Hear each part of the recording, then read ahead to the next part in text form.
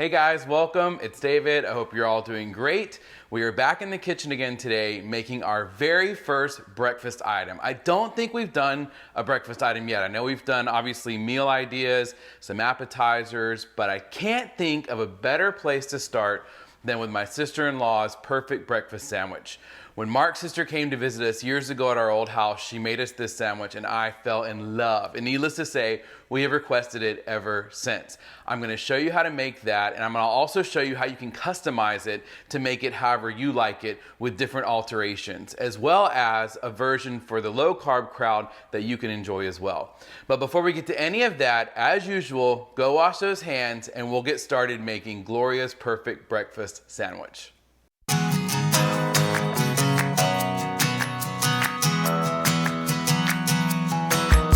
So I didn't mention it, but it goes without saying that this is gonna be simple. You guys know that I like to avoid anything complicated, but we like to have the illusion that it was complicated so that the people eating it think we've spent all day in the kitchen, but that's not the goal. So before we get started on the simplicity, let's meet our cast of characters for today.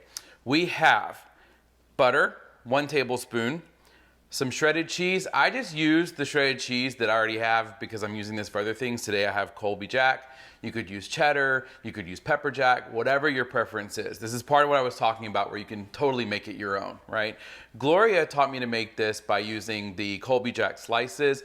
Also, she uses sometimes the American slices. Again, your preference, but I already have the shredded on hand, so I just use that. I've got 1 egg, I've got 1 strip of bacon that I've cut in half to make 2 smaller pieces, and lastly, I have an English muffin. Now, let me tell you guys something. I was not a fan of English muffins. I didn't understand them, I hated them, never ate them. So when Gloria made this the first time, I actually wasn't really keen on trying it with English muffin. But let me tell you, if we have learned anything from Paula Deen, it is that when you put butter on something, it takes it to a whole other level. So use what you want. You could use a biscuit, you could use toast, but I recommend the first time, just try the English muffin, see how you like it. Today I'm using just 1, I've already cut it in half. And that's it.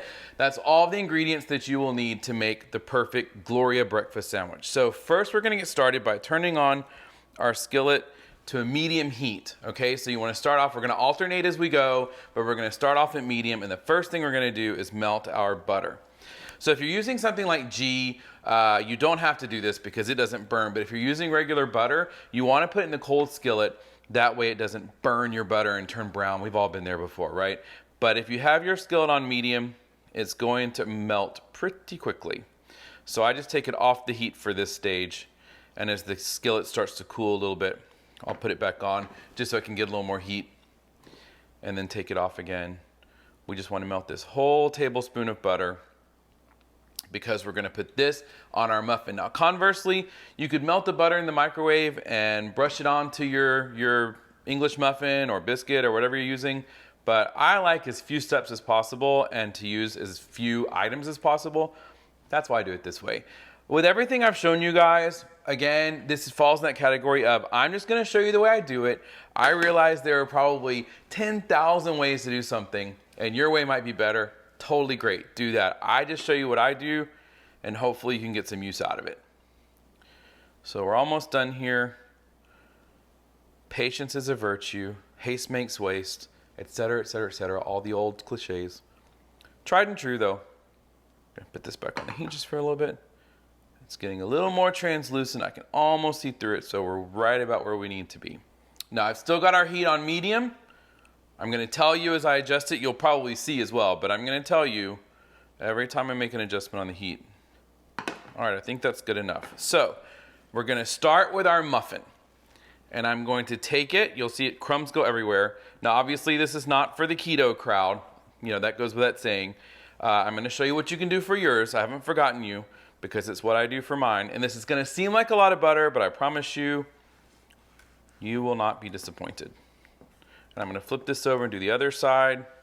We just wanna try to grab as much of that butter as possible. Now, the way I do it is I go ahead and I start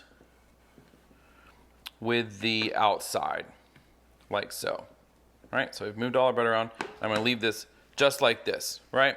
So what I'm also gonna do at this point, now that we've got our butter moved around on our English muffin, is bump this up to like a high heat, medium high heat. You're just gonna have to kind of watch this. Now, if you're doing this in a skillet with multiple English muffins or biscuits or toast or whatever you're doing, it's gonna be a little bit more complicated of an operation, but you can handle it. Don't worry, just do this one for practice on your own and then branch out from there. That's what I usually do.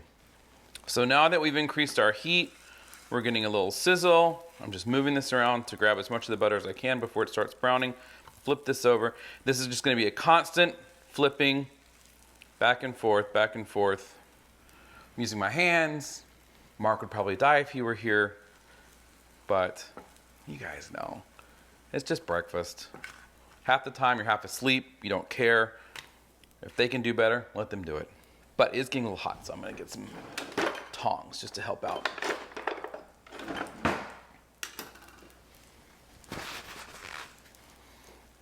So I'm just gonna flip this over. Oops, a little piece came off. That's a bonus. Again, just trying to get this butter. Now my skillet's really getting a little hot. I can feel it, right? I can feel the heat coming off of it, so I'm gonna turn this down to a 5. And this is what I meant by just kind of alternating. And if you have gas, you're gonna have to adjust for that as well. Of course, I'm using electric, so you can see where we're starting to get that nice browning, toasting on our English muffin. Best British accent you've ever heard, I'm sure. Flip this over. And we're gonna give it one last pass at the end. So don't worry about this. Right now, we just wanna focus on the inside. We wanna make sure the inside is looking nice and toasty and buttery. And this is just about where we want it. We've got the skillet back on medium now. So we're at the last stages of the muffin. If you were using a biscuit, it'd be the same process. Keto, hadn't forgotten you. We're not to you yet. Okay, this looks about how I want it. Again, this comes down to personal preference. You might want this looking burned as shit, and if that's fine, that's good. You do you.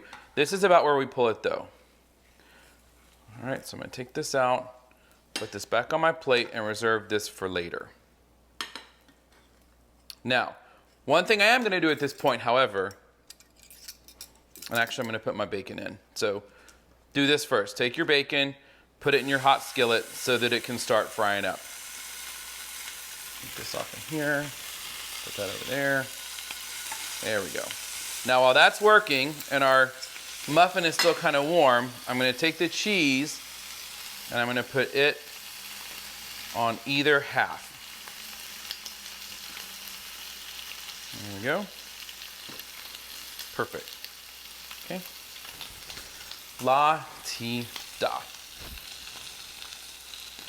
All right, so we've got our muffin done. We've put our cheese on it so it can start to kind of soften up. If you were using one slice, just either half. I usually put it on the half that's gonna go on the top, but when you're using the shredded, I'll do like a little bit on each half. I've got our bacon going now in the same skillet. I'll flip this over. Now, in a previous video, one of our Cooking 101 videos, we looked at turn the vent on, a little smoky.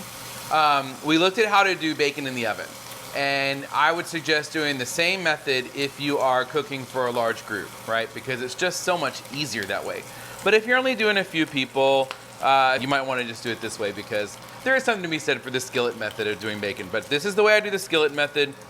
I just have it on a medium heat and I put the bacon in and I let it go. Now in this case, the skillet's already hot, doesn't have to be. It could be cold, you can start it from there.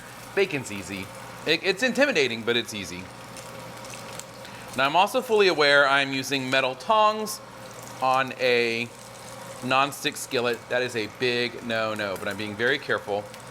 And if I thought ahead to pull out the silicone ones, this wouldn't be an issue. But I'm just flying by the seat of my pants. What else is new? Now again, bacon doneness is up to you. I'm gonna turn this down to about a medium-low. Bacon doneness is up to you. Keep in mind that it'll be a little not so crispy when you pull it out, but it's gonna firm up as it cools off. So I'm gonna go ahead and take this out, take my skillet off the heat, and I'm gonna lay this on one of the layers of cheese. Now, when I said earlier you can modify this to make it how you want, part of what I meant by that was, turn my heat off for now. Part of what I meant by that was that you can use more cheese if you want, you can use more bacon if you want. We're only gonna use one egg, one slice of bacon cut in half, but one slice of bacon total. You know, the cheese that I've shown you already, that's all we're gonna use. But if you like it like, you know, extra large or something like that, go ahead, you know, use 2 eggs, use 2 pieces of bacon. Now for my keto people, this is the way I do mine. I obviously forego the bun or the, oh, you should get a croissant. You could do a croissant also, that'd be really good. Yeah, that'd be really good. Anyway, so you would forego the English muffin or the biscuit or whatever carb that the normal people are eating, and you would do 2 eggs. So I usually do 2 eggs, and in between those 2 eggs, once they're done, I'll show you how I fry my eggs up here in a second, but once those 2 eggs are done, I use those as like the basis of the top and bottom bun as a replacement, right? And in between, I'll put bacon and cheese, and I just eat it with a fork. And it's delicious. It's so good. A little bit of salt, a little bit of pepper. Can't go wrong. So let's finish this up now, though. I'm going to give a quick wipe just to get these nasty crumbs out of the skillet.